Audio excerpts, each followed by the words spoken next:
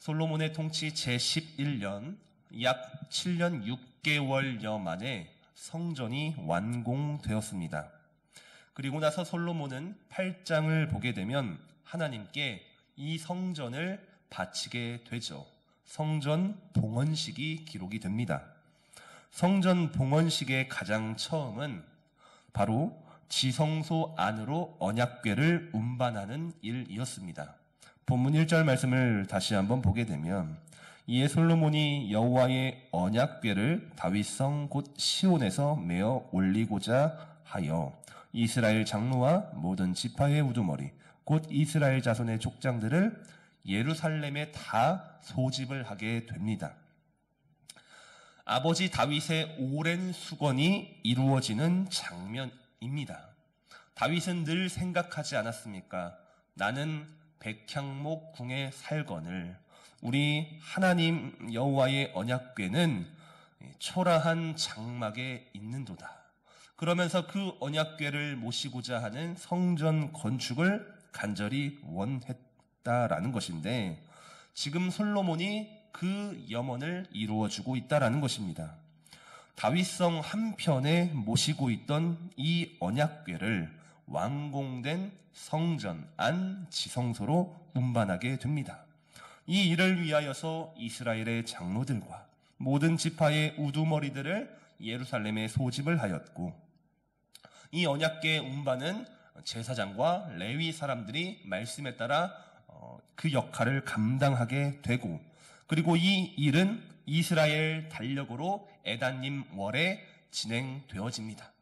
에단님 월이라는 것은 이 달 안에는 속죄일과 초막절 절기가 담겨있는 아주 중요한 달이라는 것이죠. 따라서 이스라엘의 주요 절기에 맞춰서 지금 언약궤를 운반하며 하나님께 성전을 봉헌하고 있다라는 것입니다. 그러면서 본문 5절 말씀을 보면 이때의 성전 봉헌식을 다음과 같이 묘사합니다.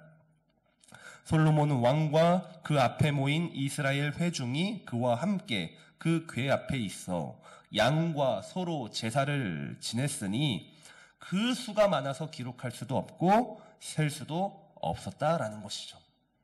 성전을 봉헌하면서 준비한 양과 소의 숫자는 셀 수 없을 정도로 많았고 기록할 수 없을 정도로 많았다.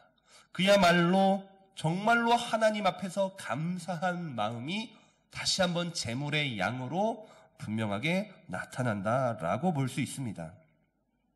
여러분, 이 언약궤의 역사를 한번 이 시간 생각해 보았으면 좋겠습니다. 시내산에서부터 시작된 이 언약궤의 역사는 광야의 길을 지나 가나안에 들어오게 되었습니다.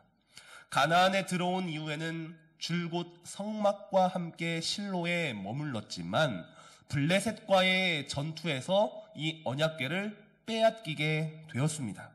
그러나 결국 이 언약궤는 이스라엘로 돌아오게 되고 기럇 여아림의 아비나담의 집에도 있었고 다윗의 통치 때에는 기브온에도 있었다라고 성경은 기록하고 있습니다. 그리고 결국 다윗은 이 언약궤를 우여곡절 끝에 다윗성 시온으로 옮기는 데 성공합니다.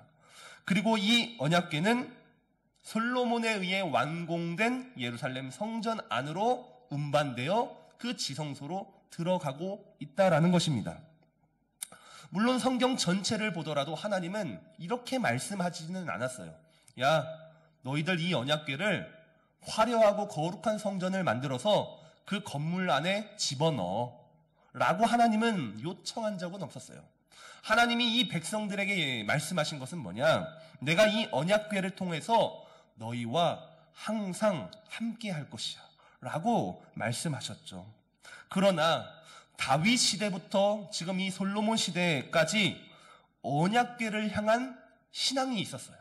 이들은 늘 하나님의 임재를 사모하였고 하나님의 약속을 믿으며 늘 하나님이 우리 곁에 함께 있을 것을 소망하였기에 지금 솔로몬 시대의 성전이 완성되면서 그 신앙이 가장 먼저 겉으로 볼 수 있는 분명한 표지가 되었다라는 것입니다. 가장 화려하고 가장 좋은 곳에 하나님의 임재를 상징하는 언약궤를 운반하여 안치하고 있다라는 것. 이것이 바로 이 우리가 하나님의 임재를 너무나도 사모한다라는 명백한 증거라는 것입니다.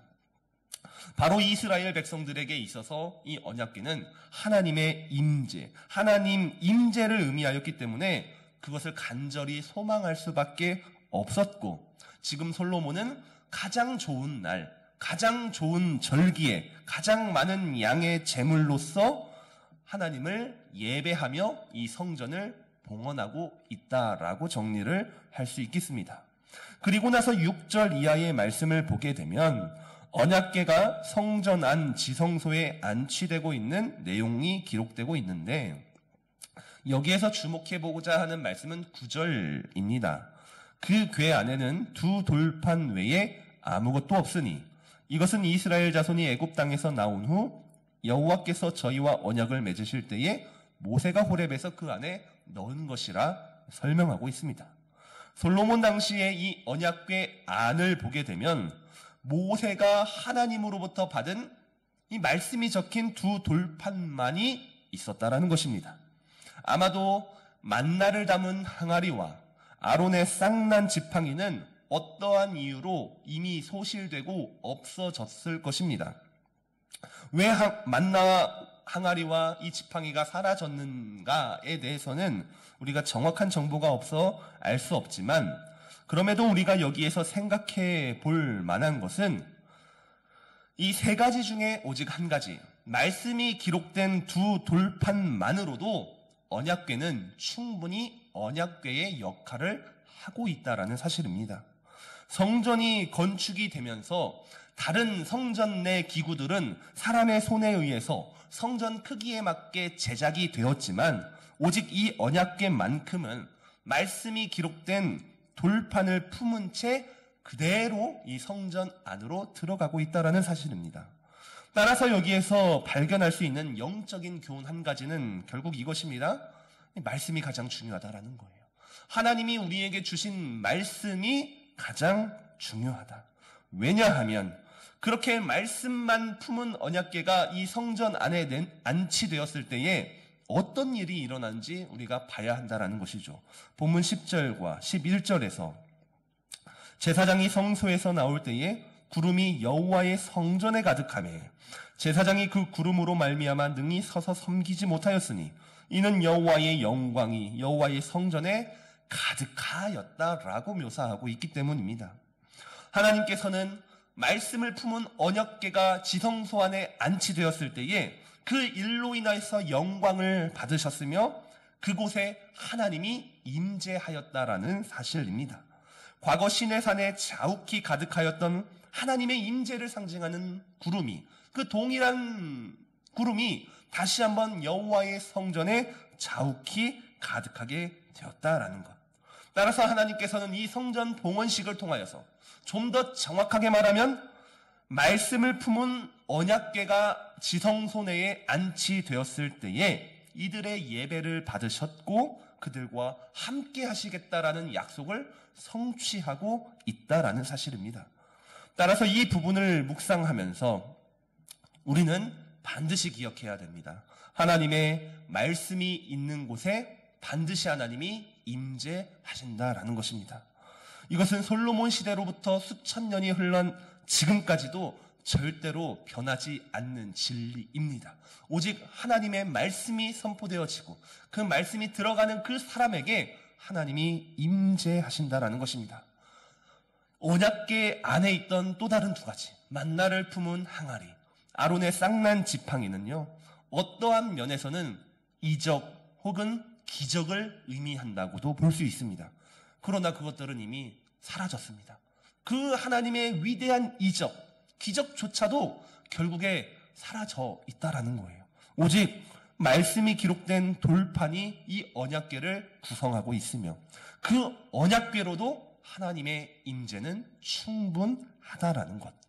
따라서 하나님의 임재는 오직 말씀을 통하여서 우리 가운데 주어지는 하나님의 은혜임을 우리가 반드시 기억해야 합니다. 언젠가 유튜브 알고리즘에 걸려서 봤던 영상 하나가 있습니다. 어떤 목사가 본인의 교회인지 혹은 기도원인지 모르는 곳에서 성도들을 쭉 세워놓고 안수를 합니다. 그럼 성도들이 어떻게 될까요? 안수를 받고 쓰러지는 거예요. 누군가는 뒤로도 날아가고 넘어지고 막 하면서 막 이런 영상을 본 적이 있습니다. 차례대로 성도들이 막 이 목사 손에 그냥 성령의 역사가 나타나는 건지 몰라도 막 그런 일이 일어나는 영상. 그러니까 한켠에서는 누군가 성도 한 사람이 핸드폰을 켜서 그 영상을 계속 찍는 거예요. 그래서 그 영상을 계속 그 유튜브 채널에 올리는 것을 제가 본 적이 있습니다. 여러분, 우리 교회가 아무리 초급하고 이 신학의 스펙트럼이 넓은 연합교회라 하여도 여러분 아닌 것은 아닌 거예요. 하나님의 임재하심, 성령이 역사하는 사건, 하나님이 우리에게 오시는 사건은 말씀 없이는 안 된다라는 거예요.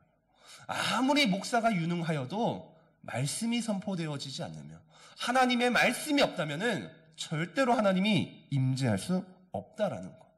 스데반 집사의 순교 장면을 한번 생각해 보시기 바랍니다. 초대교회의 스데반 집사가 사람들 앞에서 돌 맞아 죽을 때에 하늘 문이 열리며 놀랍게 역사가 되어집니다.